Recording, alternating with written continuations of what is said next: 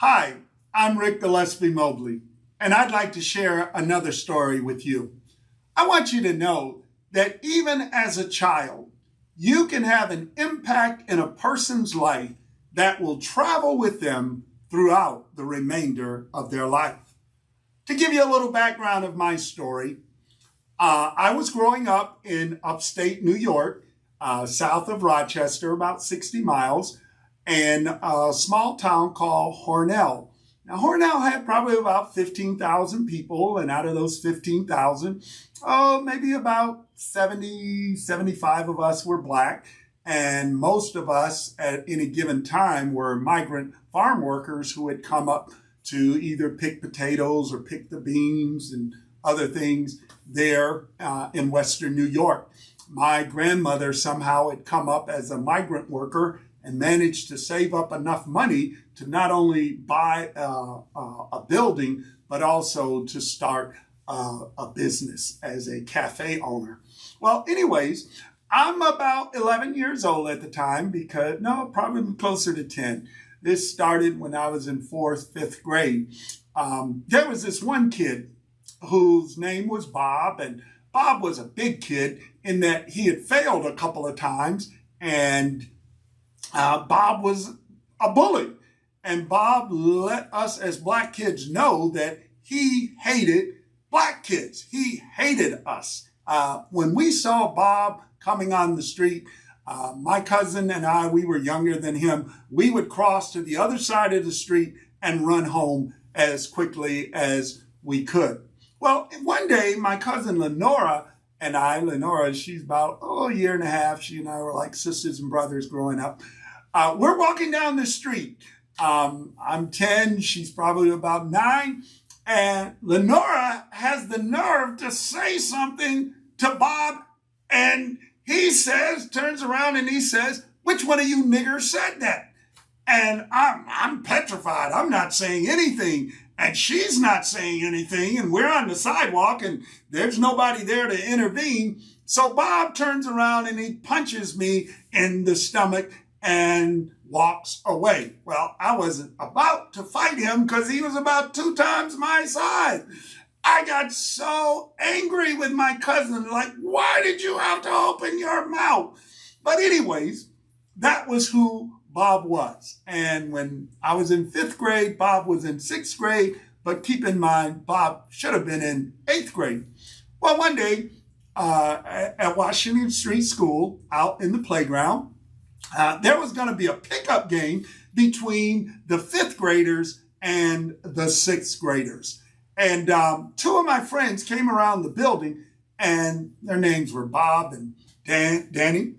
And they says, "Hey, Ricky, you want to play on the 5th grade football team? And we're going to play the 6th graders." And this is before school starts. And I'm like, okay. And I come around with them and to complete the 5th grade team. And I'm the only Black kid on the playground at this point. I was the only, there were 2 Black kids in the 5th grade there at Washington Street School.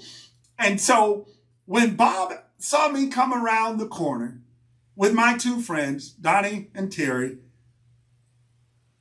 Bob is holding the football. And Bob looks at me and he says, "Ain't no nigger gonna touch my football." And when Bob said that, my spirits deflated like nobody's business. I mean, I couldn't have felt any smaller than I was. And I turned to begin to walk away. And then I heard the most courageous statement I had heard in my life up to that point. I heard Donnie and Terry say to Bob, "If he can't play with your football, we can't play with it either." And the 2 of them put their hands on my shoulders and we walked toward the building together.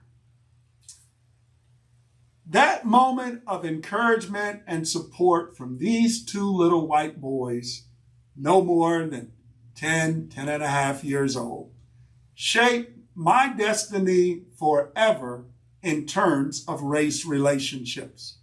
I grew up through the Black Power movement. I grew up through the Black Panthers. I grew up with the Say It Loud, I'm Black and I'm Proud. And I was proud of all of those things.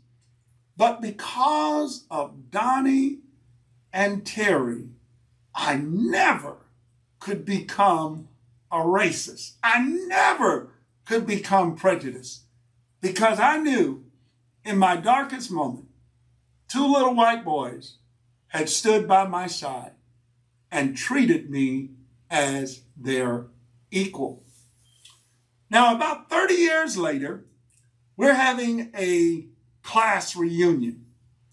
And they've asked me to speak, to lead the invocation, the prayer for the gathering and all. And so I took that moment to say, I says, when we were growing up as kids, it was not always easy being the only black kid in the class or on the playground. And I told him, and I said, some of you really weren't all that nice back then. And I shared this story about Donnie and Terry. And as I was telling this story of how they had impacted my life, tears almost welled up in both of their eyes. And I just said thank you to them publicly for taking a stand on my behalf. And it was interesting that one guy comes up and I won't say what his name is, but he comes up and he says, Rick, I remember that day. I remember exactly when it happened. And he wanted to share in the glory of the day somehow. But all I remembered was there was only two people that walked off the field that day with me. And that was Donnie and that was Terry. And this guy might have been there, but he didn't speak up. I want to encourage you to speak up when you see an injustice done. Speak up for that person who's feeling all alone, feeling alienated, feeling out there all by themselves. Because even as a child, you could impact somebody's person or life for the rest of their life. God works in mysterious ways in our lives. Here I am, 64 years old. Just a couple of months ago, I got a Facebook message from Donnie.